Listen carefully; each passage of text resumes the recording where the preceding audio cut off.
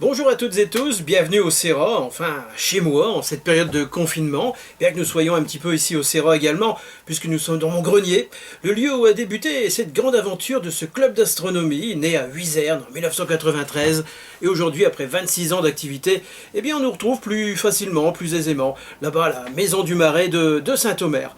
Alors je ne vais pas faire l'éloge du CERA évidemment, certains me connaissent également pour mes activités au planétarium de la Coupole.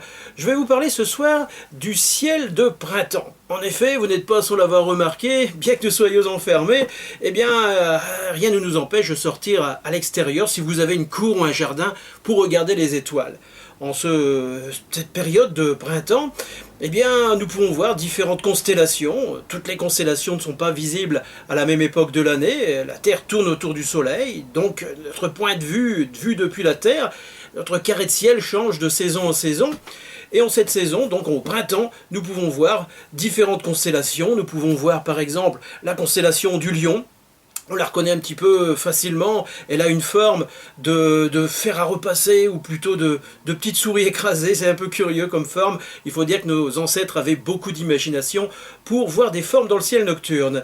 Dans cette constellation du Lion, eh bien on peut voir, si vous avez un télescope évidemment, tout un tas de galaxies, ces spirales qui contiennent des centaines de milliards d'étoiles.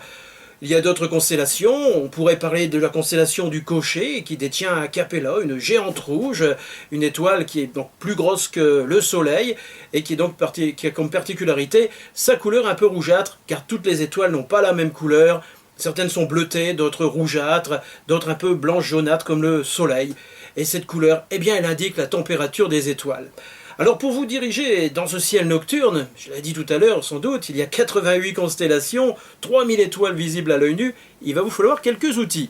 Il va vous falloir par exemple une carte du ciel, j'ai ici ma bonne vieille carte du ciel, qui est un petit peu comme une carte routière.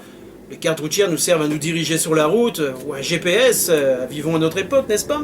Eh bien, cette carte du ciel va vous servir, non pas à vous diriger sur la route, mais à vous repérer dans le ciel nocturne et à repérer les constellations du printemps. Alors, pour cette carte du ciel, là, j'en ai une chez moi, peut-être que vous n'en avez pas chez vous. Vous pouvez donc télécharger gratuitement le logiciel Stellarium. Il est gratuit, libre de droit.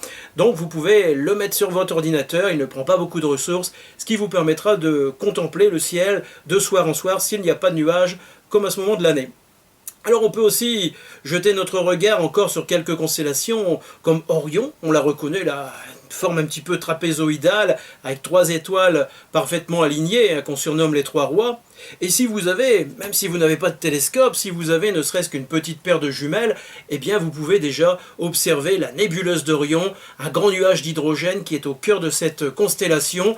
Et cette nébuleuse d'Orion, eh bien c'est un berceau d'étoiles, une pouponnière d'étoiles, un endroit où naissent les étoiles. Le Soleil, comme je le dis souvent, est né dans une nébuleuse également, il y a environ 5 milliards d'années.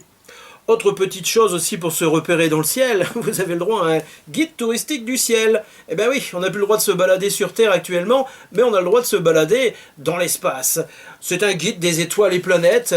Si vous n'en avez pas chez vous, on peut en trouver certainement en PDF, en ligne, sur Internet. J'essaierai sur le site du CERA, CERA, pour ceux qui ne connaissent pas notre association. Donc vous tapez CERA Astronomie sur un moteur de recherche bien connu. Vous nous trouverez sûrement, et donc je vous indiquerai, si ce n'est moi, ce sera un membre du CERA, nous vous indiquerons tous les sites pour pouvoir vous repérer dans le ciel, trouver des guides touristiques, des cartes du ciel, et un petit peu mieux connaître ce merveilleux ciel du soir, car n'oubliez pas que en cette période troublée, on va dire, ou même en temps ordinaire, eh bien n'oubliez pas que rien n'empêchera jamais les étoiles de briller.